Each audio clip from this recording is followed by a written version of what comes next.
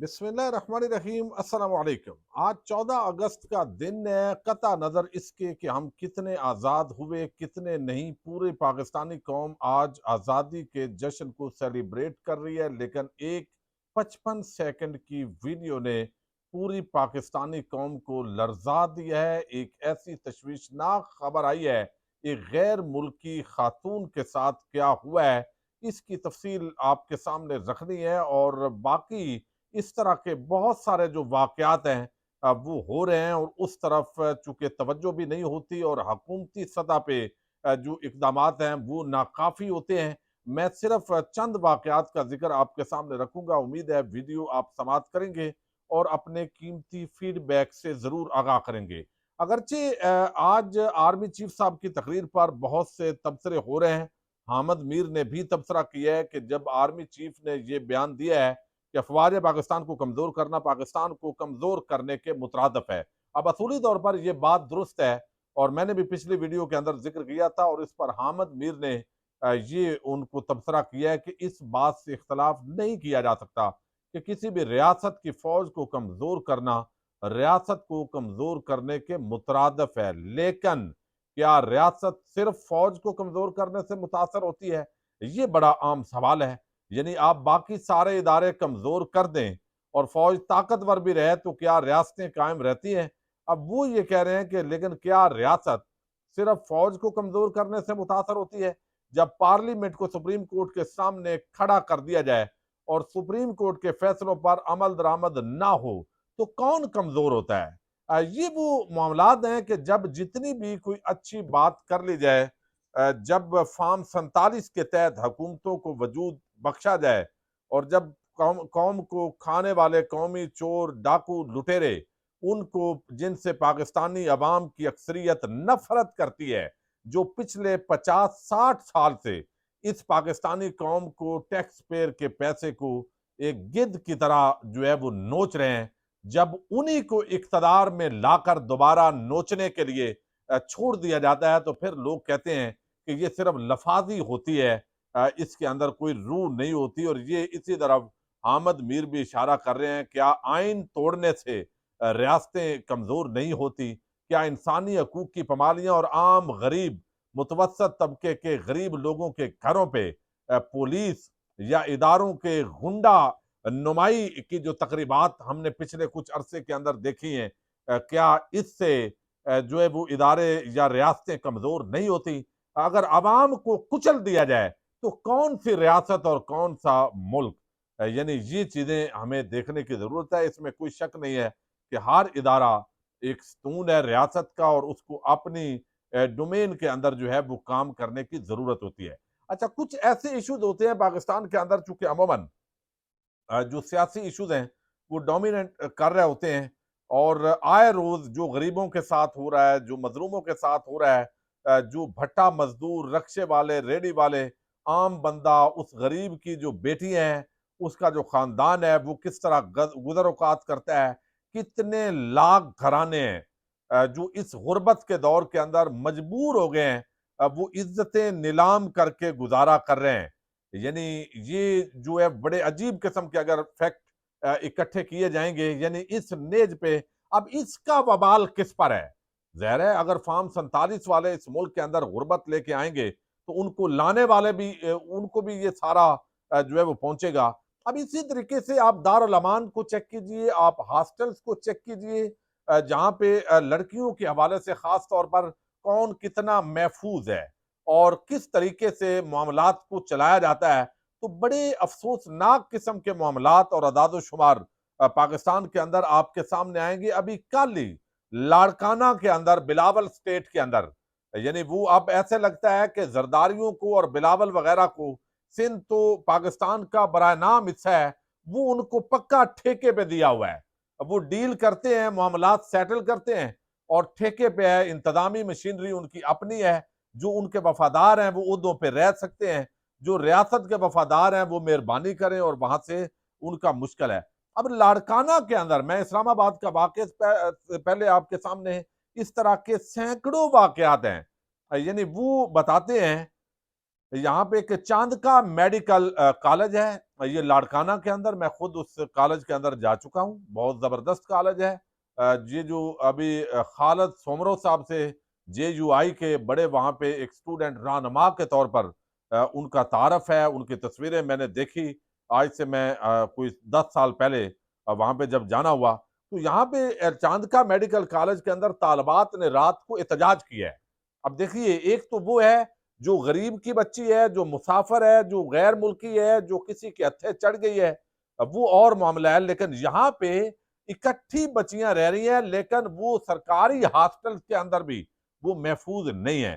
اب یہ چاند کا میڈیکل کالج، ایک تو آئس، آپ کو علم ہے، ہیروئن اور چرس، بہت سارے جو نشے ہیں، اب وہ بڑے ان کی ایکسیس ہو گئی ہے تعلیمی اداروں تک، اور بہت بڑا مافیا ہے۔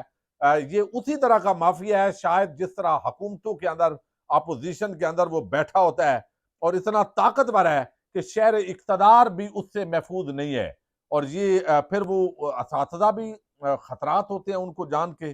اب وہ طالبات نے کالج انتظامیہ کے خلاف شدید احتجاج کیا ہے، رات کے وقت گرد ہاسٹل میں نامعلوم افراد داخل ہوتے ہیں، یہ ان جو طالبات ہیں انہوں نے یہ بتایا ہے۔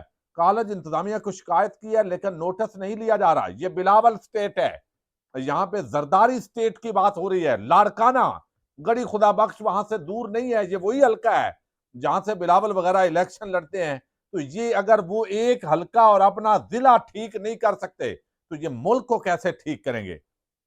اچھا، وہ کہتے ہیں ہاسٹل کے اندر ہر وقت خوف رہتا ہے جس سے تعلیم متاثر ہوتی ہے۔ طالبات کے الزامات کے بعد پولیس اور کالج انتظامیہ انکوائری کر رہے ہیں۔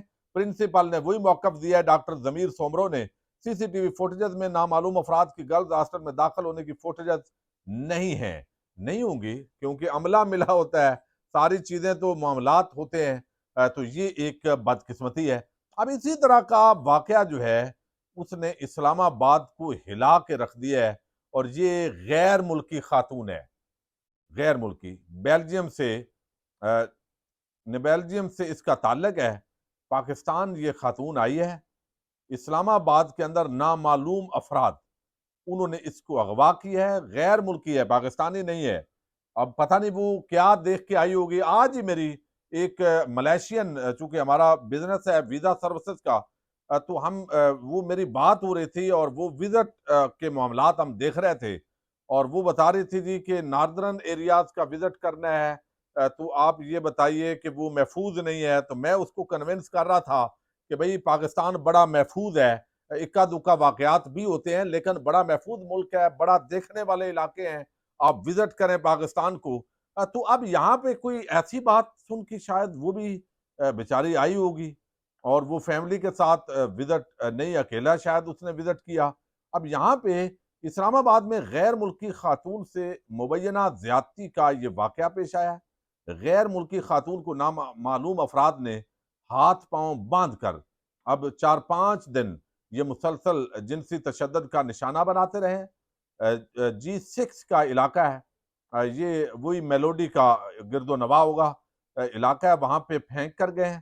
گزشتہ 6 ماہ سے، معذرت، یعنی 6 ماہ سے اس کو اغوا کیا ہوا ہے، جنسی زیادتی کا نشانہ بنایا گیا ہے، اور مجھ پر 5 یعنی یہ یہاں پہ وہ کہہ رہے ہیں کہ جنسی، یعنی یہ آپ اندازہ کر لیں، اب یہ معاملات ہیں، اور اس کے اندر جو ہے وہ کس طریقے سے جو چیزیں ہیں وہ چلائی جا سکتی ہیں۔ 5 روز تک وہ ذکر کیا ہے، اور وہ کہتے ہیں کہ 55 سیکنڈ کا اس کے سٹیٹمنٹ ہے، اس کو پھینک کے چلے گئے ہیں۔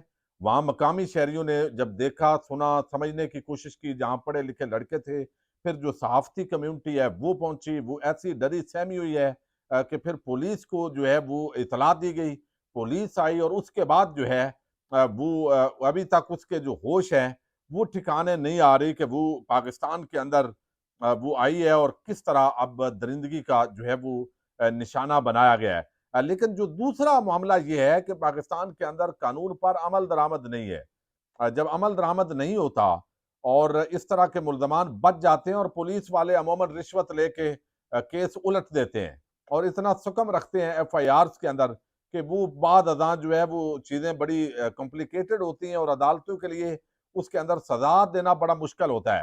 اور ہمارا جو سسٹم ہے وہ اتنا جب تک کمزور رہے گا، جب تک یعنی سسٹم ایسا ہونا چاہیے کہ اس کے اندر بے گناہ وہ سزا نہ ہو سکے اور جو گناہگار ہے وہ بچ نہ سکے. لیکن یہاں پہ تو اندھیر نگری چوپٹ راج ہے، سفارش ہے، رشوت ہے اور انتہائی نالائق نکمے قسم کے بہت سارے ایسے لوگ بھرتی ہیں جن کو اخلاقیات کا اندازہ نہیں ہے، جو لوگوں کو تکلیف دے کر جو ہے وہ خوشی جو ہے وہ سمجھتے ہیں. تو 55 سیکنڈ کی ایک ویڈیو 14 اگست کے دن پوری پاکستانی قوم کے منہ پر تماچا ہے. بلکہ قوم پر تو نہیں، قوم یعنی انہوں نے تو 8 فروری کو فیصلہ سنا دیا ہے، لیکن جو قابض ٹولہ ہے اس وقت پاکستان پر فارم 47 کے تحت، ان کے لیے یہ بڑا شرم کا مقام ہے. بڑے یعنی ابھی یہ محسن نقوی سرکار ہے یہاں پہ، یعنی کوئی نہیں، اس سے پہلے بھی ایک آئی جی تھا، وہ بھی اس کے ہوتے ہوئے اسلام آباد کے کرائم کے اندر اضافہ ہو گیا. باقی ملک کا تو حال ہی کوئی نہیں ہے. یعنی آپ دیکھیں اتنے گینگ بن گئے ہیں، چھوٹے چھوٹے بچوں کے پاس انہوں نے پسٹل اٹھائے ہوئے ہیں، اسلحہ اٹھایا ہوا ہے، کوئی پوچھنے والا نہیں ہے. ہر ضلع میں اندھیر نگری چوپٹ راج ہے، ڈکیٹی، چوری، رازنی کی عام وارداتیں ہو رہی ہیں. اس وقت ایسے لگتا ہے جو بچے ہوئے ہیں بس وہ اللہ توکل بچے ہوئے ہیں، اللہ تعالیٰ نے ان پر مہربانی کی ہوئی ہے. ورنہ اس وقت ایسے لگتا ہے کہ پولیس جو ہے وہ صرف اس کو کام تحریک انصاف اور تمام جو ادارے ہیں پاکستان کے، ان کا ایک ہی کام ہے کہ تحریک انصاف کو کس طرح کچلنا ہے. شاید یہی سب سے بڑی ہماری خدمت ہے اور اسی کی ہم تنخواہ لیتے ہیں. باقی چوری، ڈکیٹی اور رازنی کی وارداتیں، لوگوں کی عزتوں پہ حملہ کرنا اور یہ یعنی قتل و غارت گری کے واقعات یہ اتنے زیادہ اور اسلحہ اتنا عام ہے، کوئی پوچھنے کے لیے تیار نہیں ہے، کوئی دیکھنے کے لیے تیار نہیں ہے. اور کتنی ایف آئی آرز ہیں جو درج ہی نہیں ہوتی. اور یہ بیلجیم کی جو خاتون ہے اس نے چپیڑ ماری ہے ہمارے منہ پہ 14 اگست کو آ کے، یعنی وہاں پہ پھینکا گیا ہے اور وہ لوگ بھاگے. آپ دیکھتے ہیں انویسٹیگیشن کیا ہونی ہے. یہ اسلام آباد تو ویسے جرائم کی اماجگاہ بن گیا ہے. ایک تو فارم 47 والے آ گئے ہیں، نگران حکومت جو پہلے لے کے آئے شہباز شریف جس آئی جی کو، اس کے ہوتے ہوئے تو ایسے لگ رہا تھا، پہلے یہ ہوتا تھا کہ کم از کم اسلام آباد محفوظ ہوتا تھا. اور اب جو ہے وہ ویسے ہی محسن نقوی ہے، اور محسن نقوی کو جرائم ختم کرنا وہ اس کا ایجنڈا ہی نہیں ہے. اس کا ایجنڈا ہی اور ہے بھائی. وہ سینیٹر بھی بنوا دیا گیا ہے، وزیر داخلہ بھی بنوا دیا گیا ہے، وہ اور نوکریاں کرتے ہیں اور عہدے مل جاتے ہیں. تو یہ معاملات ہیں. بہرحال کڑی سے کڑی سزا ملنی چاہیے، انویسٹیگیشن ہونی چاہیے، اس کے حقائق عوام کے سامنے لانے چاہیے. اور یہ ایک واقعہ نہیں، دارالامان گرلز ہاسٹل پورے ملک کے اندر جو کچھ ہو رہا ہے اس پہ پاکستان کے اداروں کو آنکھیں کھولنے کی ضرورت ہے. پاکستان زندہ باد، پاک فوج پائندہ باد.